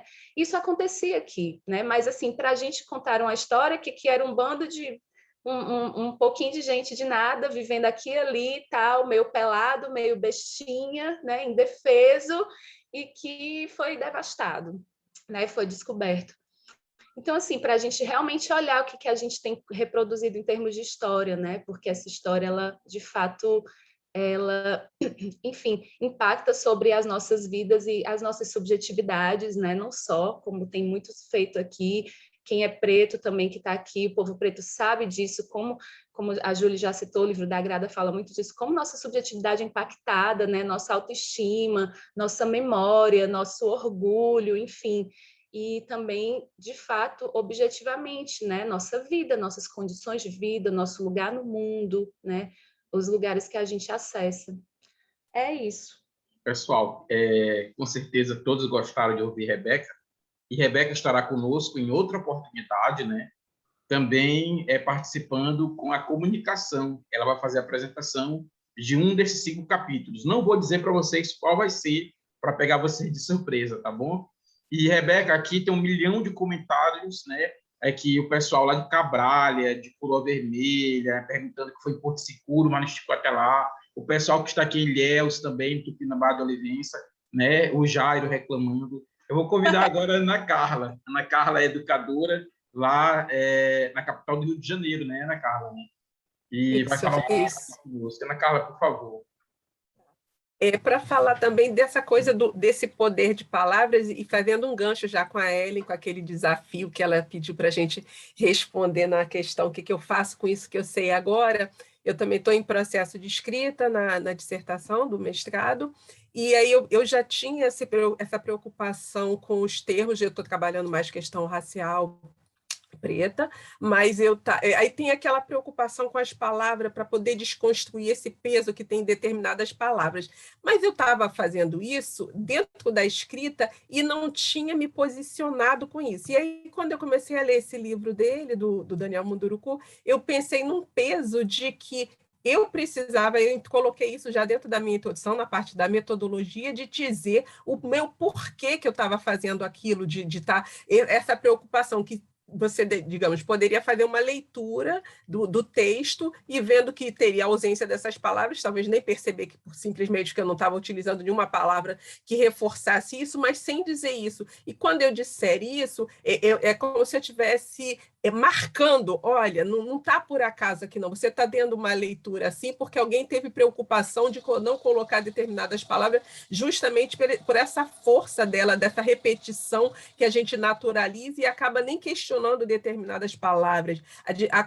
Até tem uma coisa assim, um sentido. Digamos que se você converse com pessoas que não estejam voltadas a uma leitura de étnico-racial, seja indígena, seja preta, e que tenha atenção para esse termo, ele pode falar uma palavra, falar aquele índio, mas a gente consegue enxergar que isso está dentro da educação que a gente teve, que infelizmente formal dentro da escola de passar aquilo, e de acordo com a geração da pessoa, mais ainda para ter aquilo incrustado sem questionar.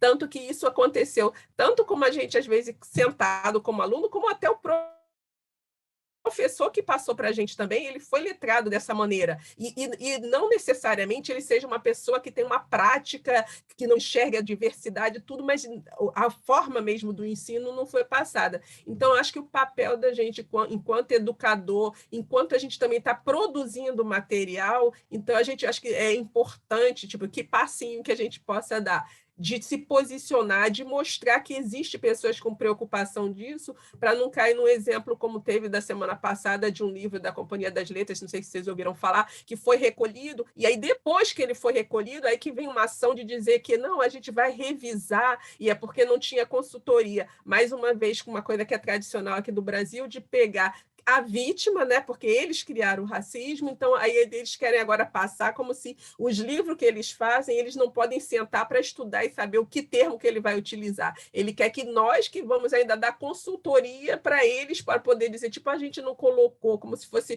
um adendo. Isso não, o que a gente está aqui falando, esse sábado da gente estar aqui, é conquista, é interesse, é priorizar coisas, ações que a gente sabe que são importantes da gente fazer, que até um determinado tempo a gente ia ter um tipo de escrita, a gente estaria com muito menos vozes, a gente não estava dentro das prateleiras com os textos da gente lá, e a gente sabe que com essa intensidade que a gente está estudando agora, com esse olhar do que está, o material que a gente está escrevendo, daqui a uns 20, 30 anos, vai ter um outro Brasil, uma outra narrativa de alguém que nunca tenha tido acesso, de chegar, quem são essas pessoas? Como é que mudou tanto o linguajar desses textos, dessas coisas? Porque tem novos sujeitos aqui, a narrativa é nossa, a gente tem que falar.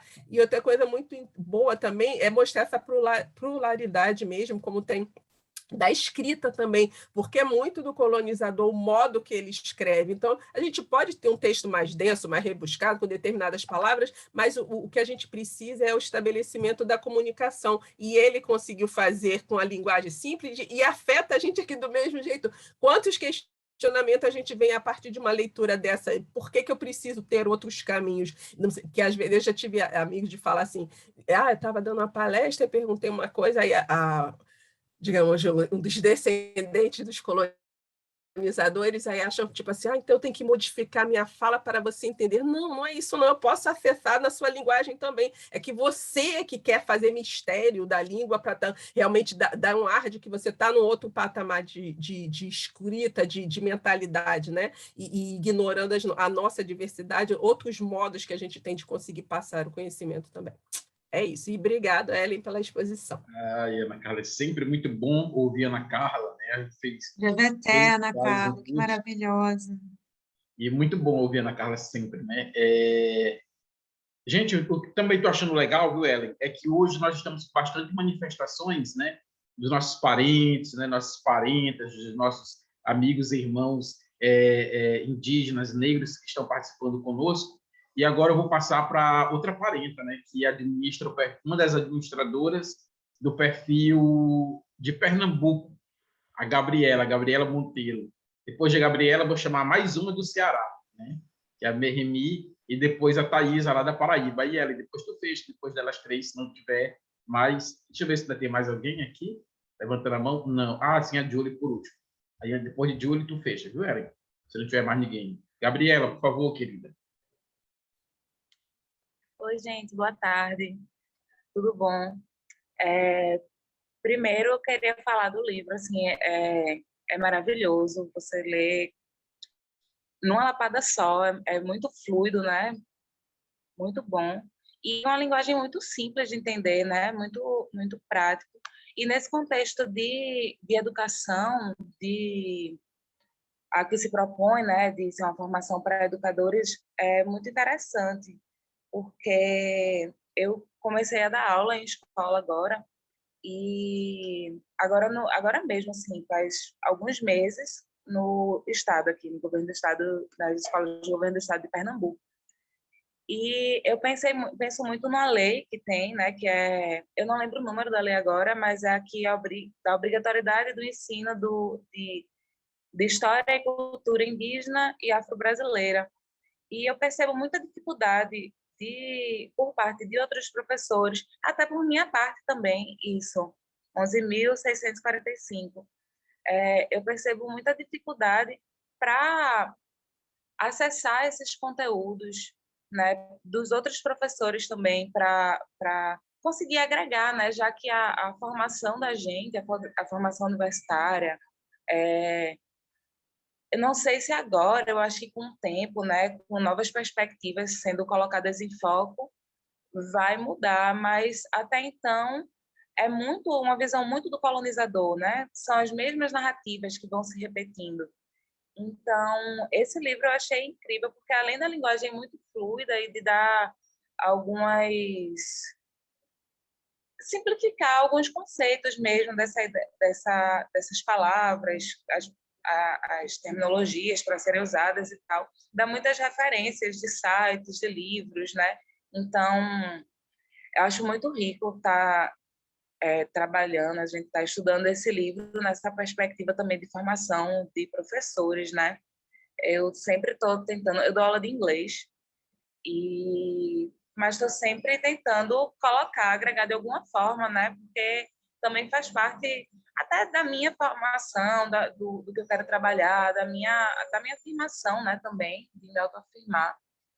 E de trazer essas perspectivas, até porque a escola que eu estou trabalhando, que é em Olinda, né? Ela fica situada num quilombo urbano.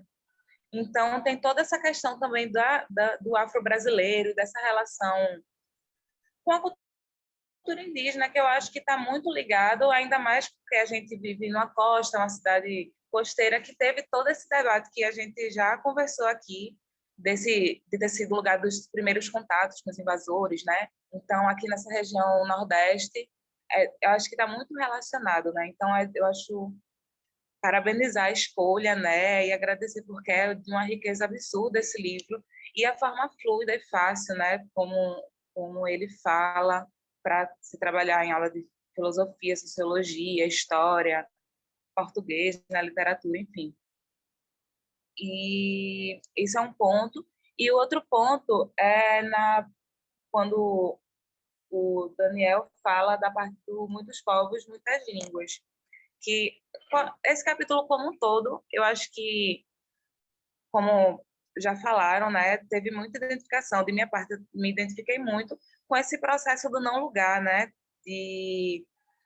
eu cresci na região metropolitana, a muitos quilômetros, acho que uns 600 quilômetros de onde fica o território do meu povo, que é o povo Funiô, e mesmo que parte da minha família mantivesse essa viva cultura, né, aqui na região metropolitana, ainda era uma coisa muito distante para me identificar tanto com o lugar onde eu habito, quanto com a cultura que vinha do povo, e eu não sabia muito bem como digerir, né? E foi realmente um processo que eu só vim despertar há pouco tempo, assim, há cerca de 3, 4 anos. Porque antes eu via, mas justamente por todos esses estereótipos que o Daniel fala, que a Linda falou no livro anterior, né?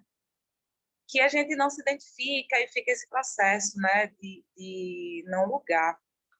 E aí, nessa parte do Muitos Povos, Muitas Línguas, eu venho falar da experiência que eu tive recentemente, que agora, no feriado de 7 de setembro, por coincidência, bateu com a data do início do ritual do Oricuri, que é um ritual lá do povo Funiô, e aí eu nunca tinha ido, e pela primeira vez eu fui, tanto na aldeia, né, lá no território, quanto para ver o ritual. E o ritual dura mais tempo, né, dura 3 meses, mas como eu não sou iniciada, coisa, eu só pude ir para a abertura. E ainda assim foi uma experiência incrível, justamente por causa dessa coisa da língua, né? Aqui no texto fala das línguas que sucumbiram e tal, à exceção dos Funiô, que são o único grupo na região que tem língua própria. E eu já conhecia, já tinha visto, já tinha curiosidade, conheço algumas palavras, mas eu nunca tinha presenciado, assim. E o ritual foi todo feito no IAT, e as pessoas conversando, e para mim foi uma experiência, assim, eu ainda mais formada em letras, né? E ficava nessa sabe, nessa curiosidade, mas me sentindo distante. E ter a experiência de ver a entrada do ritual e o pajé, o cacique, falando lá, dando seus discursos na língua, foi uma experiência muito incrível para mim e que dá, mesmo que fosse uma primeira experiência minha indo, a primeira de muitas, porque eu pretendo continuar indo todos os anos, mas que dá esse fortalecimento, né, de querer conhecer mais, de querer entender mais, e de ver que tudo aquilo continua existindo e continua presente, né? E aí esse livro trouxe tanto essa reflexão quanto muitas outras de experiências da infância, experiências na escola, enfim. Estou muito feliz assim com esses processos, com essas falas e essas identificações. É isso. Massa, Gabriela. Muito obrigado pela partilha. A gente se sente fortalecido também ao te ouvir. Antes de passar para a Thaisa, que já está se apresentando aí, ela é uma das administradoras do perfil da Paraíba, né? Eu gostaria de saudar, já que estamos estudando um livro de um intelectual, escritor Munduruku, queria saudar a presença aqui também de uma parenta nossa, de etnia Munduruku, que é a Daniele, né? A Daniele Gonzaga de Brito, ela é de origem Munduruku. Seja bem-vinda, parenta, esteja conosco sempre, viu? Eu te chamo agora a Thaisa, para passar para a Thaisa. Aí, logo após, a gente dá a palavra para a Júlia. Se não tiver mais ninguém, a gente pede para a Ellen fazer o batimento geral, tá bom? Olá, gente, boa tarde. Gostaria primeiro de dizer que eu fui muito afetada, né? Tanto pela linguagem do livro, quanto pelas palavras de vocês. E eu acho que isso é uma das coisas que estava rondando o meu pensamento durante essa nossa conversa, sobre a capacidade de afetação das coisas. Eu tenho pensado muito sobre isso. E eu tenho adotado isso para a minha vida como uma metodologia de enfrentamento ao cotidiano. É pensar como as coisas nos afetam, né? Se distanciando um pouco desse binarismo, como bem colocou a parente Ellen, esse binarismo do mundo colonial, tentando me afastar um pouco disso e pensando como essas afetações elas constituem a produção de narrativas potencializantes. E aí eu penso muito que essa capacidade de afetação ela está muito relacionada com a questão da disponibilidade comunicativa, né, das coisas, dos seres, das situações. E eu penso ainda que sobre tudo que foi colocado aqui sobre as línguas indígenas, a gente poderia pensar a capacidade de afetação que esse idioma que foi imposto a nós, né, o idioma português, eles nos causam.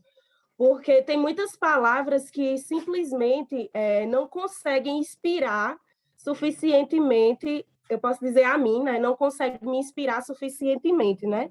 Eu sou uma poetisa aqui da região do Cariri paraibano e eu oferto oficinas de etnopoesia nas escolas, nas comunidades, dentro dos territórios indígenas, e eu trabalho muito essa questão de expressão comunicativa a partir da afetação das coisas. Eu acho que isso funciona muito melhor, e eu sinto que foi um pouco disso que o Daniel quis expressar no livro dele, né?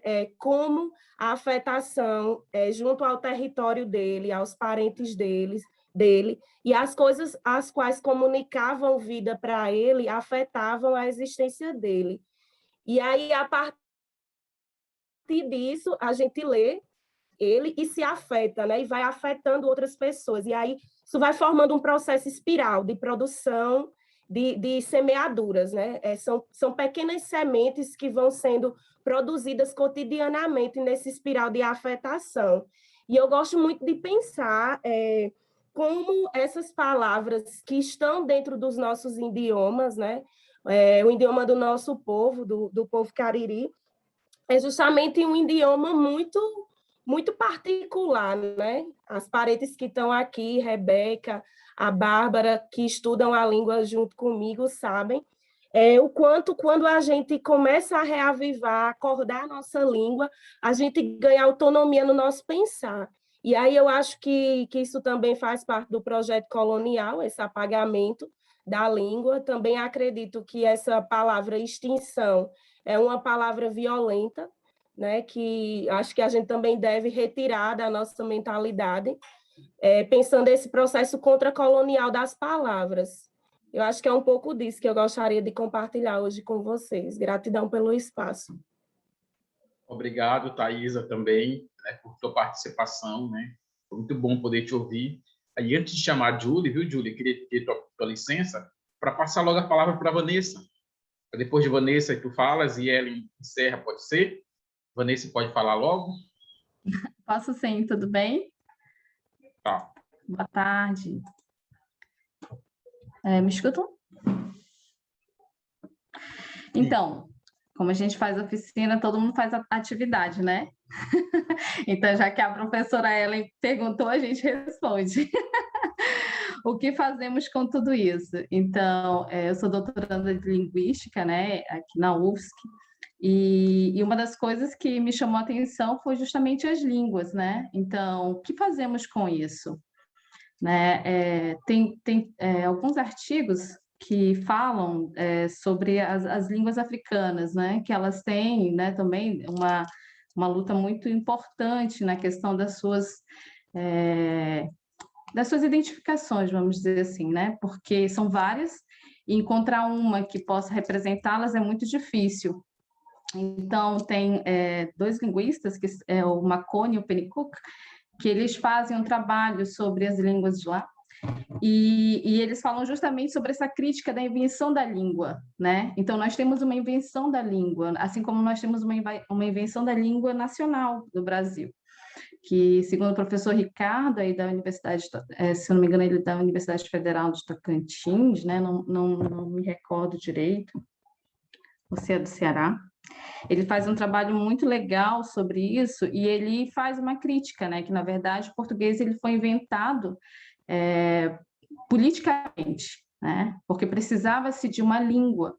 Então, tanto que a discussão sobre as cooficializações das línguas indígenas no Brasil é justamente porque você não tem uma língua oficial brasileira, você tem uma língua constitucional, né? Que foi necessária para um dado momento, que foi justamente quando se reconheceu também nós, né, quanto povos indígenas.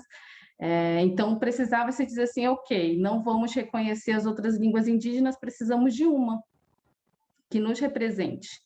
Então, inventou-se, né, o português. Então, tanto que a gente fala que tem um mito do português, né, brasileiro. E a questão da década é justamente essa, né? Como é que nós vamos conseguir cooficializar uma língua que nos represente, sendo que nós temos essas 274, né? Ainda, como disse bem a Ellen, muitas delas têm 3.000 pessoas, outras têm 40 pessoas que falam. Então, como que você vai fazer se não há pessoas pesquisando sobre elas? Mas não numa pesquisa que eu vou lá e catalogo, como fazem, né? Inventario, como fez o etnógrafo lá, né? Que só foi lá do Macuxi, pegou algumas palavras e colocou do jeito que ele escutava e pronto. É importante que quem esteja trabalhando com isso, né, de fazer pesquisas na parte da linguística, que envolve tudo, né, porque quando a gente fala de língua, não é só o código, né, língua e linguagem, ou seja, tudo que envolve a sociedade indígena, ou mesmo, no caso dos negros, né, os quilombos ali, que de repente deve ter também os seus, como os ciganos lutam pelos seus também. Então, é importante que nós, quanto estamos aqui pesquisadores, né, mesmo que seja só graduando ainda, que você tenha essa sua responsabilidade de fazer os seus artigos, os seus ensaios, exaltando essa importância da valorização do seu, né? Seja um termo que você saiba, seja uma palavrinha que você saiba, que você desenvolva isso, né? E coloque sempre isso para que ela seja viva, porque era isso que os antropólogos vinham fazer com a gente, né? Era justamente nos medir, nos mensurar, nos catalogar e mandar lá para fora. Então, que a gente coloque isso com a nossa experiência também, ou seja, com a nossa vivência, de termos que a gente sabe que elas carregam uma potência nossa, né? E quando a gente fala potência, é a nossa vida, né? Não é só como os filósofos falam na questão de poder, né? Não é esse poder, é essa vivência que ainda pulsa, né? Que ainda está viva. Então, eu vou sim, posso sim, que é justamente a invenção das línguas, né? Então, professora Ellen, estou tentando defender a língua macuxi ou apixana, que eu sou esse hibridismo, né? Então, a minha pesquisa se volta muito para a valorização dessa língua-linguagem, né? Que ainda estamos vivos, então nós precisamos realmente honrá-las, né? Com todo respeito e amor mesmo. É nesse sentido.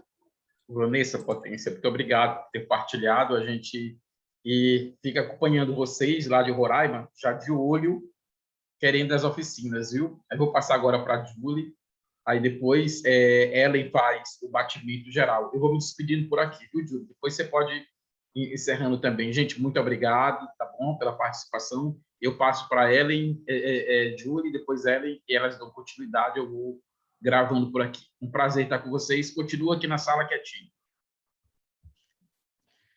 Tá bem. Gente, eu queria só sinalizar uma atividade pedagógica que o Daniel faz, que eu acho que ela é um campo minado. Lá na página 27, ele sugere, então, um tribunal de história, né? Mas lembrando que esse tribunal de história ele é muito perigoso, porque pressupõe, então, que os povos indígenas estão numa relação simétrica com os povos brancos, com os colonizadores. Isso não é real. Se os educadores não têm uma formação étnico-racial indígena, né, e trabalhado com a sala de aula durante, sei lá, uns 2 anos antes, eles vão tentar, o resultado disso pode ser uma situação catastrófica, como alunos de um lado defendendo o racismo, defendendo o etnocentrismo, defendendo a colonização, defendendo o genocídio. Então, eu queria chamar a atenção para vocês que esse Tribunal da História, ele não é que ele não exista, né? Até porque a gente está aí vivendo com a própria história oficial, a gente não vive com a história indígena.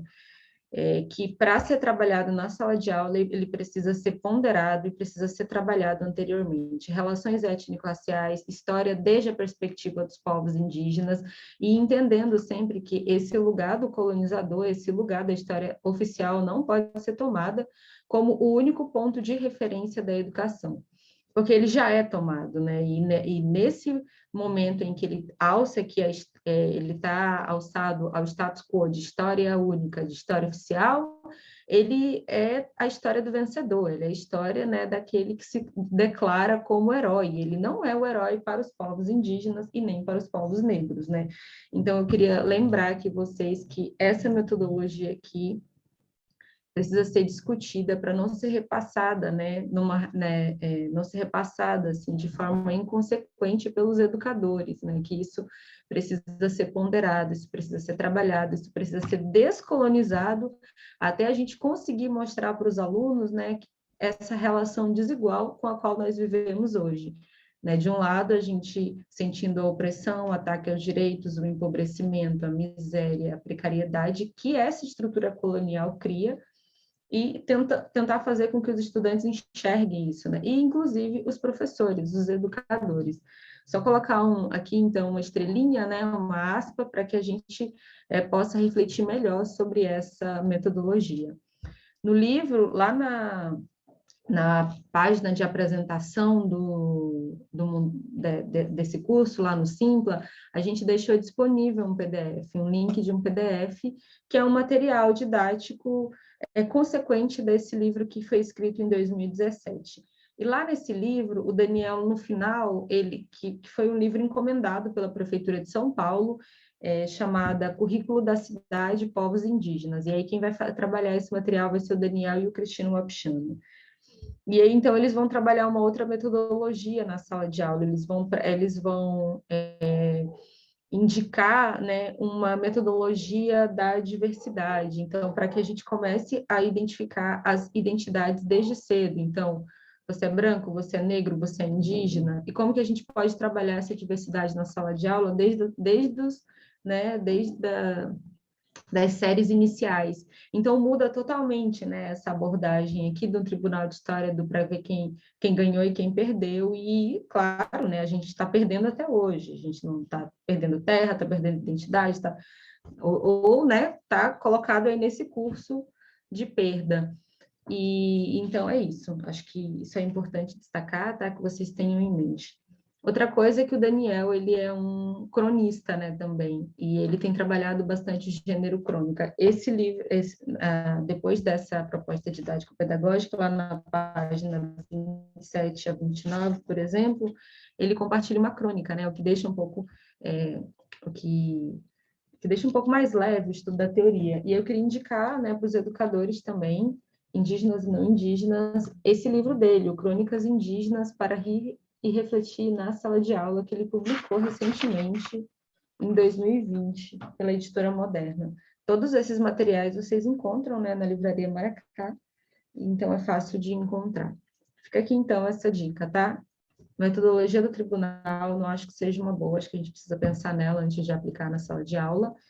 Estudar crônicas e estudar o material que está lá na página do Simpla, que é um livro gratuito para download, né, para quem quiser ir acompanhando e ver quais outras metodologias que ele propõe lá.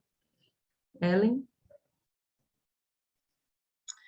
Bom, maravilhoso, muito importante essa observação, super importante, inclusive também porque o tribunal é um juízo de valor também, né, uma lógica muito, muito binarista também, né, isso também é bacana de pensar. Bom, para concluir, porque eu acho que todo mundo já falou tudo e foi muito maravilhoso, e o que eu acabei percebendo de uma forma geral que o Daniel faz no livro, mas por como é que a gente vai deixando aos poucos de assumir alguns, de adotar alguns vocabulários, ou como a gente vai adotando e como a gente vai abandonando alguns, não é um processo mecânico. Eu estava aqui me dando conta nisso, ouvindo vocês, sabe? Porque quando a gente tem, de fato, a gente faz o exercício de ir para o lugar do outro, né, aquele negócio que a gente chama lá de alteridade, quando a gente realmente faz o exercício de estar no lugar do outro, de entender, é natural. É muito natural. É óbvio que não é índio, é óbvio que é indígena, né? É óbvio que não é uma tribo, é um povo, porque é uma tomada de consciência mesmo, né? É um lugar de tomar consciência e estar nesse lugar. Então, gratidão ao GVT por estarmos juntos aqui, foi muito, muito maravilhoso. Sou muito fã fiquei assim, maravilhada com cada fala. Estou muito apaixonada, foi muito incrível, muito maravilhoso. E que o nosso próximo encontro, nosso capítulo 2, Nessa Terra Tinha Gente, a gente vai seguir daqui a 15 dias. E esperamos todos vocês aqui. Gratidão ao GBT, se tiverem dúvidas, se quiserem entrar em contato, entrem lá nos nossos perfis de literatura, quiser trocar uma ideia, conversar um pouco, estamos juntos, muito mesmo. Hoje é Beté, minha gente, gratidão, viu? Um bom fim de semana para vocês. Obrigada, Ellen, obrigada, parentes, espero que vocês tenham aproveitado esse nosso primeiro capítulo. Quero agradecer as colaborações do livro, vocês viram que a gente está com ele em PDF, né? O Roberto Gambini agora em PDF. Paguei quase R$200 no livro, meu Deus, vou chorar agora por esses R$200. É um livro muito esgotado, então foi uma preciosidade encontrar ele aqui, né? Queria lembrar que a gente ainda está com vagas abertas, então, se vocês conhecerem algum, né, educador que vai ajudar com certeza aí a estudar, a descolonizar, convida ele para participar do nosso curso também, convida eles. Nosso próximo encontro vai ser dia 2 de outubro, então tem bastante tempo para ler aí o próximo capítulo, e se tiverem dúvida, já registrem ela para a gente, né, tirar aqui coletivamente. Muito obrigada por cada fala, por cada ensinamento, vocês são demais, e é isso, seguimos até dia 2. Muito bem, Até mais. Prazer estar com vocês. Aí eu peço que Julie e Ellen fiquem um pouquinho para a gente fazer uma avaliação do encontro hoje, viu? Onde eu clico aqui, Julie, para encerrar a gravação? Lá no botão Record, você escreve, você aperta no mesmo lugar que você apertou aí. E a foto é no começo mesmo, viu, gente?